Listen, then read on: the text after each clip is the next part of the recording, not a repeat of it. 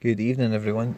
Wanted to drop a wee video tonight just off the back of the weekend's performances, everything kind of went on today and yesterday, and just the way things went. I'm kind of gonna have to amalgamate two kind of things I wanted to do in separate videos, but it's a wee bit time sensitive. Maybe three, just depends how you want to kind of categorize everything, I suppose. But I just wanted to start off by saying what a day it was today, especially in the Premier League with Spurs and City winning so convincingly. On paper, anyway, I hear the Spurs game is quite tight. But the first thing I wanted to do was we did a video midweek called players to break the £5 barrier. And we identified three players that have a quite likely chance of achieving that in a reasonable in varying time scales, but not too far afield. You're not talking about 2 years down the road or anything. That's fairly short term in the grand scheme of things. So the next topic that came into my head off the back of that, and it was really when I was on the index one day, whatever day it happened, you remember if you've seen it too, is seeing Ousmane Dembele break the £10 barrier. Right now, Ousmane Dembele is a good player. I've had holdings in him in the past, and I can't tell you a positive about this guy you won't be aware of. He's been close to leaving Barcelona. He was a £120 million signing. He is good. He plays well. He does well enough for them. Certainly it's not as if he's a flop on the bench every week or whatever he starts. He does well, and he might move again.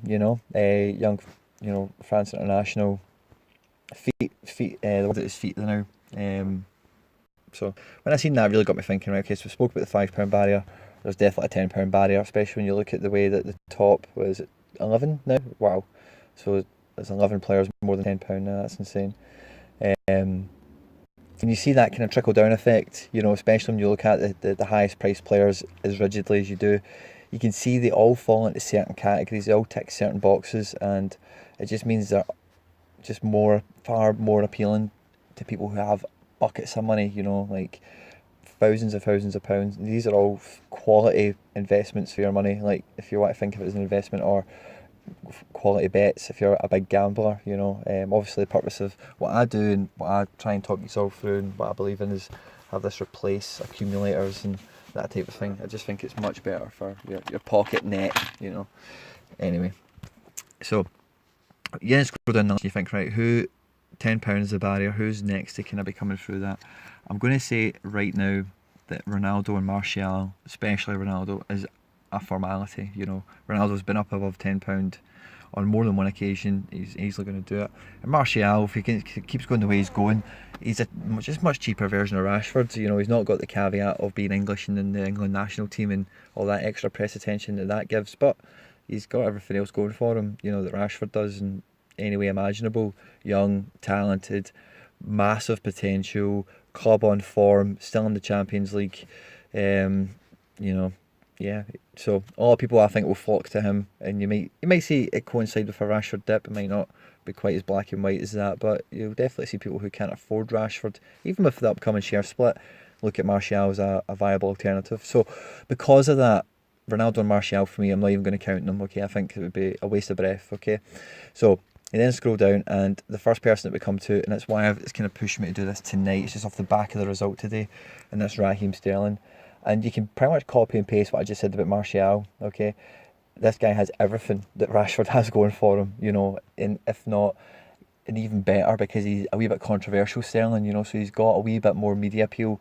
Well, I suppose maybe not more, but Rashford's counterbalance to that media appeal isn't controversy. It's just being at Man United. Man United just demand inches on newspapers. It's just the way the world works. So again, it's £7.95, and the form City are in the now is just incredible. Again, you're going to see him. He's going to, if Ousmane Dembele can break the £10 barrier, Raheem Sterling is, in my eyes, a certainty. And I wanted to talk about him before he got to that £8 mark, because I think that's when it does become very much on the cards. When I was thinking about making this video, it was like £7.84. I want to say something like that, £7.85 probably. Yeah, most likely. So £7.85, yeah, 100%. I'll just go with that. And then after the performance today, he's also net some dividends, and he's jumped up 10 pence, so just getting a lot closer to that £8 mark. But I've had Sterling in the past. He was my big holding before I went big on Sané. and did really well out of him. I think no, it was before the spike. It was into the six. Yeah, it was from £4 to £6. I got him, and then I dumped. I just thought, right, that's enough. I'm not being greedy. Yeah, it was on this first kind of big run up to the £6 mark. Anyway, I digress. But I know he's, again, especially when you're at this level of the market, guys, there's not going to be a player you come across and think, oh, I know some, I see something that not everyone else does. But what you need to see is the value of them versus other people in the marketplace. And if you're doing well at index, which, with the way the market's growing now, to be honest with you, it's quite hard to fail. Really, we're in a great position now with so much growth on a daily, weekly, monthly period that there's not too many big losers to be had. Okay, so Raheem Sterling is, in my opinion, a formality. But again, you're thinking about a time period. Okay, so between now and let's say the end of March, could he be £10? And then what you need to do is what we do for everyone. We jump in, what a result today. And you look at the fixtures ahead. Newport in the Cup. Who cares, right? Schalke, Champions League. If he scores away in that, then great. The Cup final against Chelsea. Again, much more media attention on a day like that. High stakes game, even though you won't count for like best forward of the day or anything. Still great for everything to do with index. And then West Ham at home, Bournemouth away, and Watford at home. That's 3 beautiful fixtures, and they beat Chelsea 6-0. These are all wins. They have to be, and if not, it's definitely going to be goals. And especially with Bournemouth, Raheem Sterling has previous away to Bournemouth last season. He scored like in the 96th minute, and so there's an extra wee kind of caveat going on there. And if you look at the dates as well, I'm not going to jump into a calendar, I've not got that set up, but all these happen really. It looks like there's tons of fixtures. Today is the 10th of February, so you hold all the way to 10th of March, so you get the Schalke game, and then you get these 3 Premier League games before you go into the Schalke home game, when it's probably an okay time to maybe sell up and move somewhere else, depending on how the Champions League fixtures have went. You might have seen somebody else, but even if you want to hold them a bit longer, say that £10 is your finishing line, it's not the month, then the Man United game is right after Schalke, and then it's Fulham away, Cardiff at home. 2 great games, so you could be looking at beginning of February as an absolute worst case scenario, but there's multiple points in here where you could see him taking a big boost, boom, if that just happens, or if that kind of happens, but then that also kind of happens, there's just so much potential there if that's your kind of your thinking. And £10 might just be the start. He might turn to like a Vinicius or a Jadon Sancho or a Rashford and go just £10 nothing, fly past it, especially over that time period if everything fell into place. The second player I wanted to chat about is somebody who I'm a big fan of, and that's Paulo Dybala. Okay, now Dybala, again, I don't want to repeat myself. I know you know who he is. Plays for Juventus, world class forward. Okay, everything we've just been speaking about in the video so far, as I say, these players fall into categories, okay? And if you really look, right, the best players in the world, the best players are Messi, Ronaldo. Okay, if you wanted to say he's not had the best year, I would agree with that, but he's still top goal scorer in his league, and you could probably argue he's not even got a second gear. Messi, obviously, yeah, Messi. Neymar, if you want to put him up there, I would accept that, but definitely Mbappe. And these are the levels that these guys are trading at. So when you scroll down, this guy is not in the same league as them, okay, but he's 100% the league below them, which consists of Hazard, Salah, Rashford, Sancho. We can put Sancho in that, to be honest with you. He's just very valuable in the index. Ousmane Dembele, Raheem Sterling, Martial, Dybala 100% in that category, okay. Now, the reason he's a little bit lower in price, okay, is he's not had the best season. If you remember last year, but he has had a phenomenal season. The goals he scored against Real Madrid in the Champions League just really put him on the map. He's featured in like FIFA and stuff like that. He does some media stuff. He's seen as the future of Argentinian football, certainly. As I do this, by the way, guys, I just realised I haven't seen the Juventus game today. What was that? 3-0. Khedira, Ronaldo, boom, Can. That's good to see. But if we look at the team today, did Dybala even play? It didn't start. Did it come off the bench? Yes, he did. Come off the bench, played 6.2. Okay, so we look at Dybala. Okay, so it's not good to do it there. Summary. Juventus. Dybala. Okay, so he's sitting at 5th, 7.25. Okay. In the league, 2 goals, 4 assists, way below par. Champions League, yeah, he's on it. 4 goals, 5 games. That's brilliant. I can't remember who Juventus' group was, but I'm sure it wasn't, off the top of my head anyway, the most challenging group going. But he's just not been on the same. It's fair enough. I think he's looking like he's coming into a bit of form there. 9.3, 2 assists, man the match. 7.5. Come off the bench today, 6.2. 7.9 recently, and an assist. So his form's not great, but he's certainly not doing terrible. And all it takes is Juventus to progress against Atletico Madrid, which is probably quite close to a 50-50 bet at this point, depending on who you fancy in form, and will Ronaldo show up, while Simeone through it type of thing. But even at that, guys, we're talking about the same time scale where we're just talking about for Sterling there between now and the end of the year.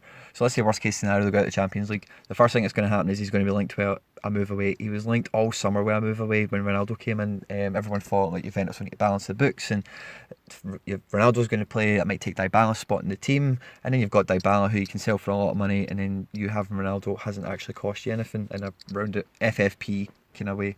So if they go out, worst case scenario is going to be linked to a move, 100%. He will be linked with a move in the summer, I believe. And we're talking about the £5 barrier, Milinkovic-Savic. The same thing goes with Dybala. When somebody's had like a transfer saga surround them before, then when things go bad at their current club, especially if they're not actually playing too bad, and there's an opportunity to move to a Real Madrid or a Barcelona, however, come the summer, he's the sort of player who wants to make that jump. He's an ambitious guy, you can tell. He sees himself as a top player, and he's not going to be at Juventus his whole career. Let's face facts, So in the same kind of time scale, we could easily see Dybala break that £10 mark. And if you even think about the rise, take the pounds and pennies aside, the rise that Kai Havertz has had from, forget £5, he was like £4 odds for ages, and then boom, so again, that kind of rise, the way, if you look at Dybala over the last 3 months, he's not had anything like that. He's been floating about 680 to 780. He's been, he had him at 680, you're laughing, but he's been consistently around the same kind of level. He's not took a big shoot up recently, and if circumstances go an easily anticipated way in the next 2 to 3 months, with the index growing as it's growing, he's definitely going to be breaking that barrier. Now, there's honourable mentions all over the place here. I'm thinking about Leroy Sané, copy and paste Sterling, especially with the anything he does for Germany now as well is interesting because he get dropped for the World Cup. Nicolas Pepe, nah. Gareth Bale and Griezmann, 100% honourable mentions for the £10 bracket. And again, you can understand any reason I would tell you could probably foreshadow it. Transfer sagas with both of them. Not, likely to move. They've been at their club a fair length of time. Different things are going on. You don't need me to tell you about those two guys, okay? But the other one I want to highlight is my 3 is Kevin De Bruyne, especially the price he's at now, below £7. Again, he's one of the best players in the world. You're talking about categories of players. Is he in the same category as Pogba? 100%. Is he in the same category as Mbappe? Yes. Is he in the same category as Hazard, Salah, Rashford, Kane, Ronaldo, Sterling? All these people, 100%. Of course he is, and above. He's one of the best players in the world. He doesn't have that media, doesn't have any media presence really. Very, very minimal, very low-key guy. But assists, goals, winning midfielder of the day, he could do it all, especially when all these important games come up for City. They want to have him playing every week to get consistency and to get them really that push for all the things they're fighting for. And 6.96 is a joke right now. It really is. It's so cheap, I cannot believe it. He might fall a little bit more, guys. I'm not telling you this is the best possible time ever. 680's been recently on the cards. Will I go back as low as that again? It's anyone's guess. That's a 3-month period. 7 days. It's been a slow, gradual incline. Month, probably been all over the place a bit. Yeah. So sub £7, it's incredible. That's half your, gets to £7, that's half your commission for your break even taken care of. Just getting to £7, half the commission's taken care of, which takes away half of the risk associated with a bigger hold. And if you think about my hold with Eriksen, you'll have seen it's went backwards primarily. Scored and getting assists today, and I'm quite annoyed he never scored as high on the rankings for midfielder of the day. But when you hold big players, big movements like they're going through now can be worrying. But it's just the way everything's going, things only increase really if the right boxes are ticked. And I hate to say it, but are they English? Do they play in the England Premier League? And even if they're English, they play abroad even better in some cases. Are they in a team that wins? Do they score goals? Do they make assists? Do they make lots of passes and tackles? All these things make somebody inherently valuable. And then depending on the form and the fixtures, you just need a couple of things to go your way, and then that's when everyone jumps on them. Boom, and then you take the rise. You're in the early doors, and you get the payout. So I did say at the beginning of the video, guys, I was probably going to chat about 2 or 3 different things. I'm quite satisfied with how much we've went over in terms of, and you know, these 3 people, take them a pinch of salt, and if you want, but the main thing you have to consider around these bigger purchases, you're looking between £5 and £8, is these types of things, you know, what's going to get them, and then having a finish line, because sometimes you can hold a player too long and you might have the opportunity to make money elsewhere. You know, everyone's strategy is different, but these are things to consider. Where is the finishing line? Is it the 30-day cycle? Is it a bit longer? Is it a figure I want £10 as the figure before I release? You know, is it a percentage? Do I want to pick up 20% in the next week? Do I want to pick up 10% over a month? It's all these things you need to consider, guys. And when you're in that price bracket that we're talking about, I really can't think of 3 better players to be holding overall, you know, in any term you want to think about. And as I say, there's honourable mentions, and I'm sure you could probably add your own. But yeah, guys, I hope you've had a great weekend. Saturday and Sunday. I'll be coming back with a video tomorrow to kind of go halfway through the kind of game week that we set out the other day. So I'll come back to you with that tomorrow, guys. Like, subscribe, share, please, guys, all that good stuff. Especially subscribe, it means a lot to me, it really does. Hope you had a great weekend once again, and I'll chat to you tomorrow. Bye bye.